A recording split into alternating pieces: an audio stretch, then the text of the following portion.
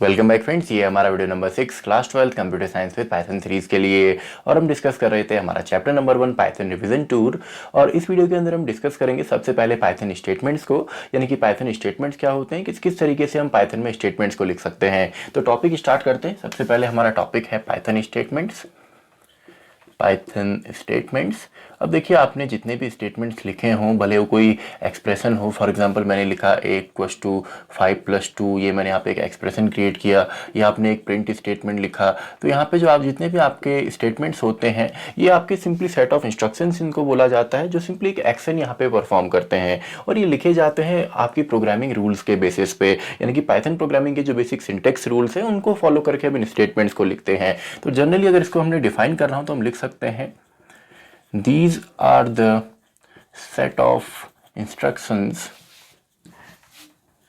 these are the set of instructions which follow Python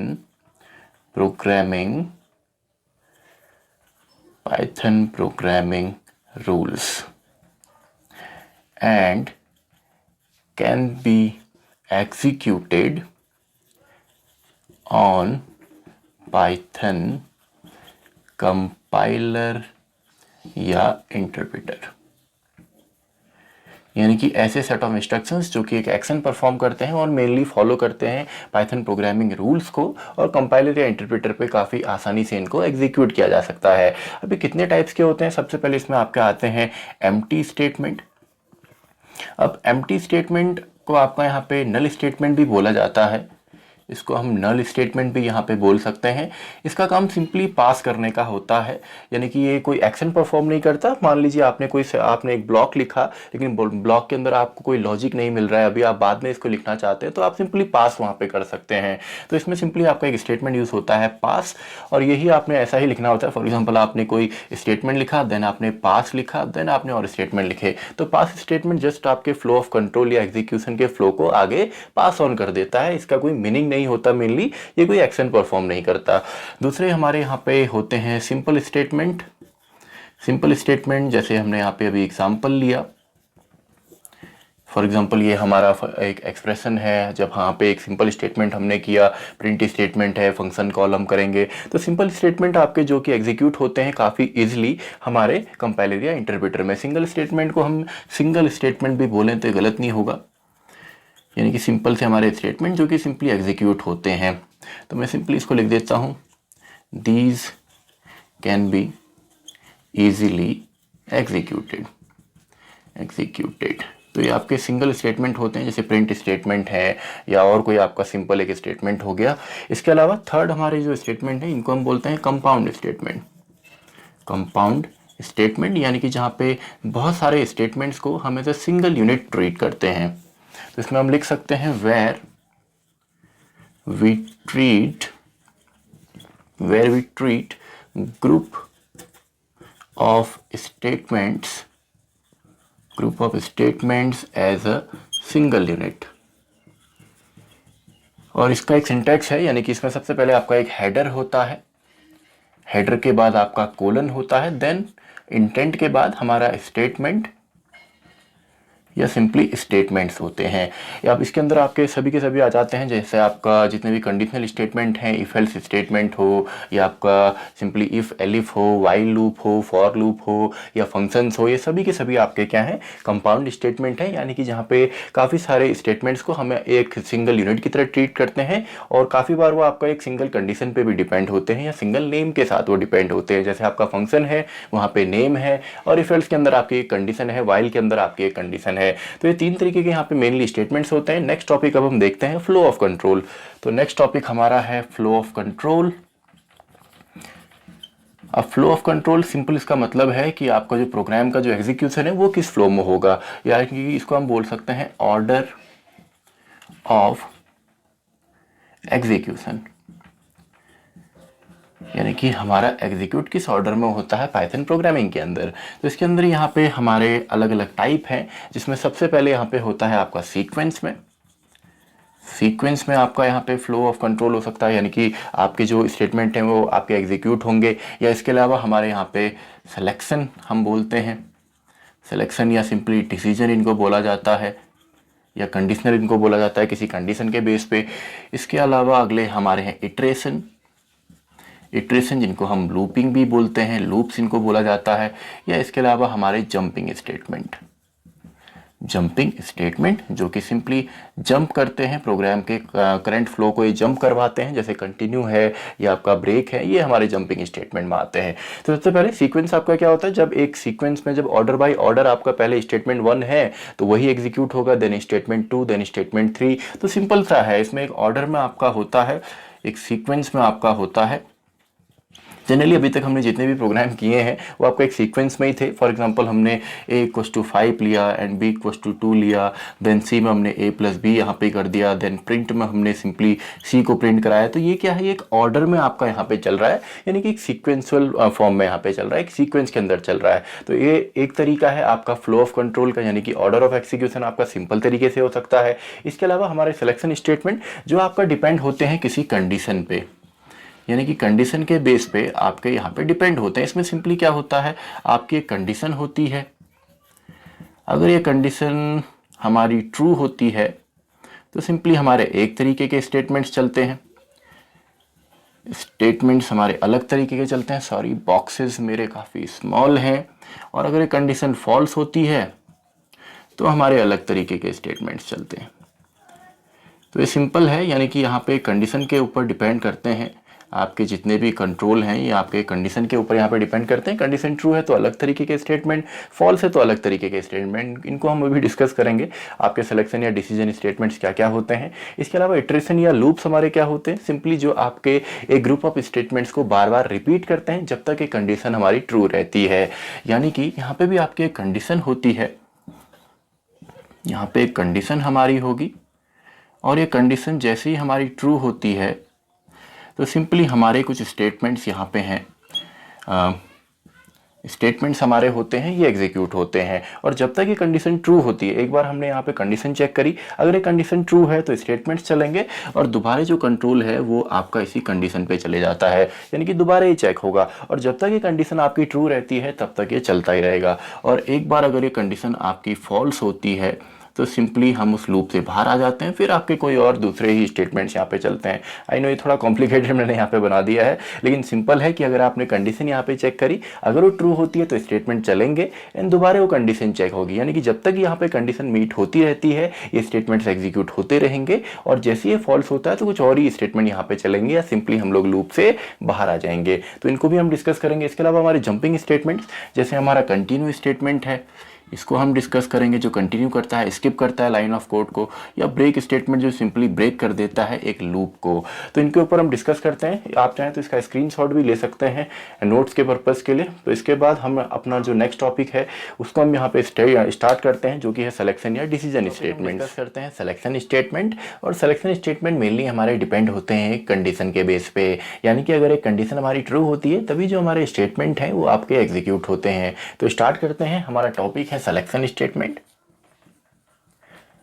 selection statements, और mainly इनके अंदर हमारी कंडीशंस बनती हैं, तो इनको आपका कंडीशनल स्टेटमेंट भी बोला जाता है।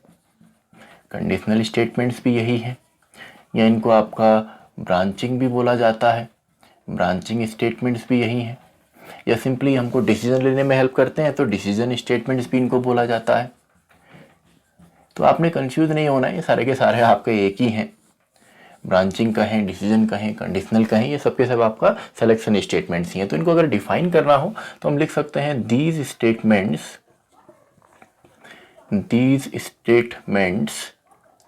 allows us to execute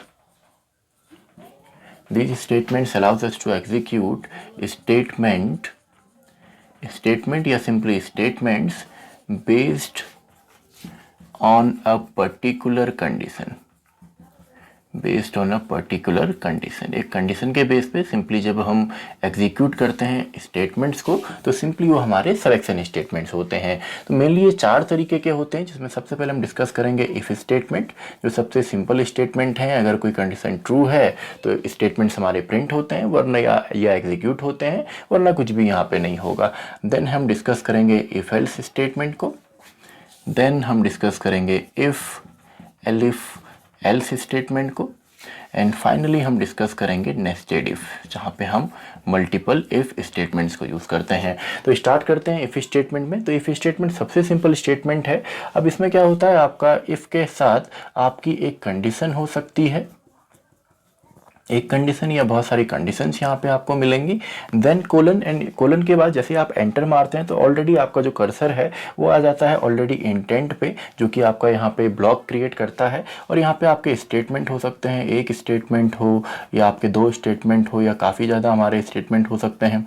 यानी कि यहाँ पे ये स्टेटमेंट हमारे एग्जीक्यूट होंगे इस कंडीशन या कंडीशंस के बेस पे। तो सबसे पहले मेन जो कन्फ्यूजन होता है वो थोड़ा सा यहाँ पे कंडीशन पे होता है। एक तो आपने इंटेंट का यहाँ पे ध्यान रखना है हर एक स्टेटमेंट में, और दूसरा आपने कोलन का आपने यहाँ पे ध्यान रखना है, यानी कि कोलन ही आपका यहाँ पे एक ब्लॉक को क्रिएट करता है। तो ये तो आप ऑलरेडी क्लास 11th में कर चुके हैं। अब देखिए कंडीशन पे यहाँ पे थोड़ी सी प्रॉब्लम होती है, थोड़ा सा कंफ्यूजन होता है कि कंडीशन यहाँ पे क्या होगी। तो कंडीशन यहाँ पे सिंपल क्या होती है, कोई भी आपकी नॉन जीरो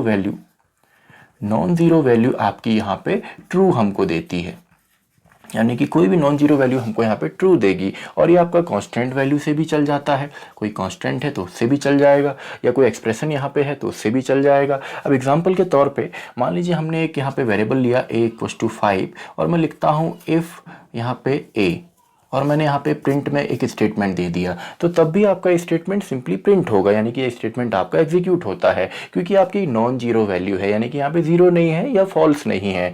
तो यहाँ पे a है, a की वैल्यू 5 है तो चलेगा। या डायरेक्टली भी अगर आप ऐसा करते a5 तो भी आपका यहाँ पे एग्जीक्यूट होता। या अगर यहाँ पे आप कोई स्ट्रिंग लेते, फॉर एग्जाम्पल आपने लिखा इफ़ एंड आपने डबल कोट्स में यहाँ पे हेलो लिख दिया तो भी ये एग्जीक्यूट होता है, इसके नीचे जो स्टेटमेंट होते। या अगर आप यहाँ पे कोई फ्लोटिंग पॉइंट लेते हैं 5.2 तो भी आपका यहाँ पे जो स्टेटमेंट है वो एग्जीक्यूट होता। या सिंपली आप माइनस में लेंगे तो भी, यानी कि कोई भी नॉन जीरो वैल्यू सिंपली यहाँ पे एग्जीक्यूट होती है। कोई एक्सप्रेशन अगर आप क्रिएट करते हैं, फॉर एग्जांपल मैंने a यहाँ पे टुडे लिख दिया एंड सिंपली ये मैंने यहाँ पे वेरिएबल डिक्लेयर किया है, तो a=टुडे मैंने लिखा, फिर मैंने इफ़ के अंदर यहाँ पे लिख दिया इफ़ a टुडे।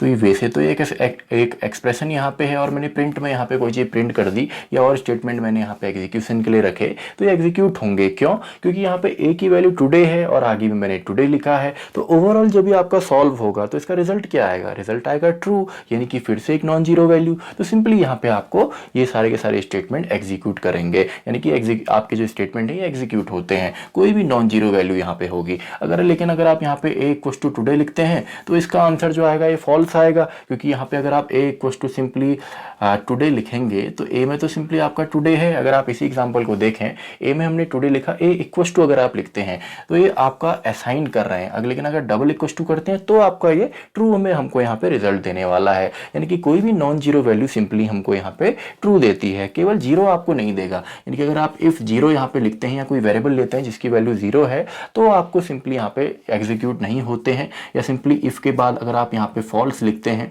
तो आपका एग्जीक्यूट नहीं होगा। इसके अलावा अगर आप इफ के बाद ट्रू भी लिखते हैं तो भी आपको यहाँ पे एग्जीक्यूट होता हुआ दिखता है, यानी कि कोई भी नॉन जीरो वैल्यू आपका यहाँ पे ट्रू होने वाली है। ये तो है सिंगल कंडीशन। आप चाहे तो मल्टीपल कंडीशन भी यहाँ पे दे सकते हैं।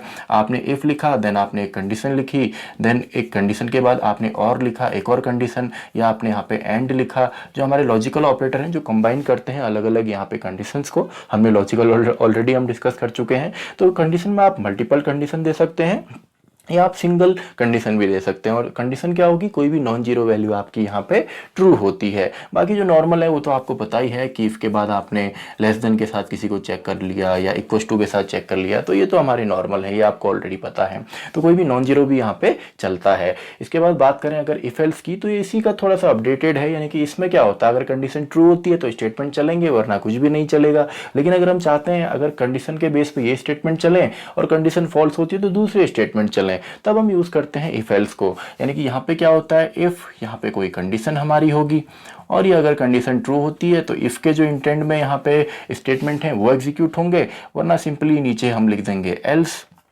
और यहाँ पे आपने ध्यान रखना है एल्स के बाद भी आपका कोलन आता है, क्योंकि ये भी एक्चुअल में आपका एक ब्लॉक क्रिएट कर रहा है और इसके जो स्टेटमेंट्स हैं वरना ये एग्जीक्यूट होंगे। अब मान लेते हैं यहाँ पे हमने a=10 ले लिया और मैंने यहाँ पे कंडीशन बना दी a=10, तो ये क्या है, ट्रू हो गया, तो सिंपली ये एग्जीक्यूट होंगे। इनको आपका इग्नोर करेगा कंपाइलर या इंटरप्रेटर। लेकिन अगर मैं यहाँ पे लिखता हूँ 10 की जगह 11 मैंने कर दिया, तो ये कंडीशन आपकी फॉल्स हो गई, तो ये स्टेटमेंट ना प्रिंट होके ये एग्जीक्यूट होके आपके ये वाले स्टेटमेंट एग्जीक्यूट होंगे। तो सिंपल सा है आपका इफ एल्स में कंडीशन के बेस पे। नेक्स्ट हम बात करते हैं आपका इफ एलिफ एल्स में। तो ये आपका मल्टीपल कंडीशंस चेक करने में हेल्प करता है। आप ऑलरेडी इसको कर चुके होंगे क्लास 11th में। जैसे आपने लिखा इफ, यहाँ पे आपने लिखी कोई कंडीशन, अगर ये कंडीशन स्टार्टिंग में ट्रू होती है तो इसके जो इंटेंट में है वो आपके एग्जीक्यूट होंगे।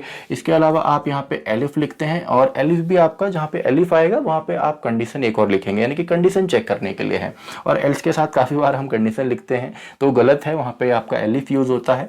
तो यहाँ पे एक और कंडीशन, देन आपका इससे रिलेटेड जो स्टेटमेंट है। वरना अगर आपने और यहाँ पे चेक करनी है कंडीशन तो एलिफ और आप यहाँ पे लिखेंगे और यहाँ पे कंडीशन। तो ऐसा आप जितना चाहें उतना कर सकते हैं। एंड फाइनली हमारा एल्स यहाँ पे आता है और इसके स्टेटमेंट आते हैं।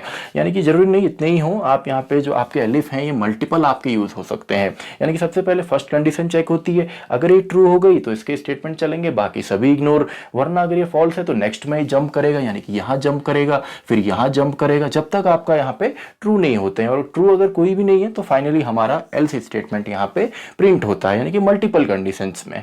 अब यहाँ पे काफी बार गलती हम क्या करते हैं, कंफ्यूजन होता है कि इफ में कंडीशन दी एंड देन उसके नीचे जस्ट हमने इफ लिख दिया। तो ये क्या है, दोनों आपके इंडिपेंडेंट इफ हैं, यानी कि अगर फॉल्स भी होता है तो फिर भी ये आपका चेक होने वाला है। लेकिन इसमें क्या है, इफ एलिफ में अगर ये आपका फॉल्स होता है तो ही ये चलने वाला है, यानी कि डिपेंडेंट है ऊपर वाले पे। लेकिन यहाँ पे अगर हम कंफ्यूजन में या अगर हम जानबूझ के गलती से इफ के बाद इफ लिख देते हैं डायरेक्टली, तो ये यहाँ पे एरर देने वाला है। यानी कि आपका इसमें कोई एरर तो नहीं है, सिंटेक्स तो हमारा सही है, लेकिन आपका ये भी चेक होगा, ये भी चेक होगा। यहाँ पे क्या है, केवल आपका अगर ये फॉल्स होता है तभी ये चलेगा और ये दोनों अगर फॉल्स होते हैं तब ये वाला चलने वाला है। यानी कि हर एक जो स्टेटमेंट है वो ऊपर सभी स्टेटमेंट पे डिपेंडेंट है। तो इफ एल्स में क्या होता है, मल्टीपल कंडीशंस हमारी चेक होती हैं और कंडीशन ऑलरेडी आपको पता है क्या क्या हो सकती हैं। इसके बाद अगर बात करें नेस्टेड इफ की, तो नेस्टेड इफ में काफ़ी बार बुक्स में आपको दिया होता है कि 3 तरीके के हैं या 4 तरीके के हैं, 2 तरीके के हैं। तो इसमें आपने कंफ्यूज नहीं होना है, मेनली आप इसका यहाँ पे लॉजिक समझें। इसमें क्या होता है, जब एक फॉर एग्जांपल अगर इसका हम एग्जांपल लें, इफ है, कोई कंडीशन यहाँ पे है, इसके स्टेटमेंट है, देन एलिफ है, इसकी कंडीशन एंड इसके स्टेटमेंट, एंड वैसे ही एल्स है एंड इसकी कंडीशन, सॉरी इसके जो स्टेटमेंट्स हैं। तो यहाँ पे नेस्टेड इफ में क्या होता है, जब इफ को हम इफ के अंदर यूज करते हैं, यानी कि इसमें 3 तरीके तो क्या है, आप पहले वाला जो आपका पार्ट है इफ, इसके अंदर आप इफ यूज करें, एक यहाँ पे इसका टाइप हो सकता है, या सिंपली इसमें यूज ना करके आप इसमें यूज करें, एक टाइप ये हो सकता है, या इन दोनों में नहीं यूज करके इसमें आप यूज करें। तो ये 3 टाइप हो सकते हैं। लेकिन ऐसा नहीं है, ये भी हम कर सकते हैं कि फर्स्ट वाले में ना करें, उन दोनों में ही हमने इफ यूज किया, या इसमें यूज नहीं किया, फर्स्ट और लास्ट वाले में हमने यूज किया। तो इसमें खाली आपने ये देखना है कि आपका एग्जीक्यूट किस तरीके से हो रहा है, फ्लो ऑफ कंट्रोल कैसा है। अब देखिए यहाँ पे एग्जाम्पल के तौर पर ये इफ है,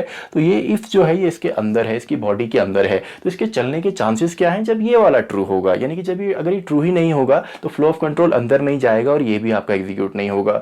सेकेंड वाले में क्या है, मान लीजिए अगर यहाँ पे इफ नहीं होता, केवल एल्स में होता या सिंपल आपका एलिफ में होता, तो इसके चलने के चांसेस क्या हैं, इसके चलने के चांसेस है कि ये आपका सिंपली फॉल्स होना चाहिए और ये आपका ट्रू होना चाहिए। तो इसमें क्या है, इसमें आपने कंफ्यूज नहीं होना है। मिली जब हम डिपेंड करते हैं किसी दूसरे इफ पे चलाने के लिए किसी एक इफ को, तो सिंपली उसको हम नेस्टेड बोल देते हैं। अगर आप इसको सिंपली ऐसे समझें, मान लीजिए हमने यहाँ पे किया, फॉर एग्जाम्पल मैंने यहाँ पे इफ लिखा और इस इफ के अंदर मैंने एक और इफ लिखा, देन इसके अंदर मैंने इफ लिखा, तो यहाँ पे इस वाले इफ के चलने के चांसेस क्या हैं, ये इसके अंदर हैं। यहाँ पे देखिए ये बाहर थे, यानी कि ये भी चलेगा, ये भी चलेगा, लेकिन यहाँ पे क्या है, इसके इंटेंड में है, यानी कि इसके इंटेंड में ये है, इसके इंटेंड में ये है। तो इसके चलने के चांसेस क्या है, जब ये भी ट्रू हो ये भी ट्रू हो। अगर ये ट्रू हो लेकिन ये फॉल्स हो जाएगा तो ये इसके अंदर कंट्रोल आएगा ही नहीं और ये आपका चलने वाला नहीं है। तो इसमें आपने कंफ्यूज नहीं होना है। नेस्टेड इफ में सिंपल है कि जब आपका डिपेंड होता है कोई एक इफ किसी दूसरे इफ स्टेटमेंट पे, तो सिंपली उसको नेस्टेड बोला जाता है। तो आपने देखना है, अगर कंडीशन हमारी सही होती रहेंगी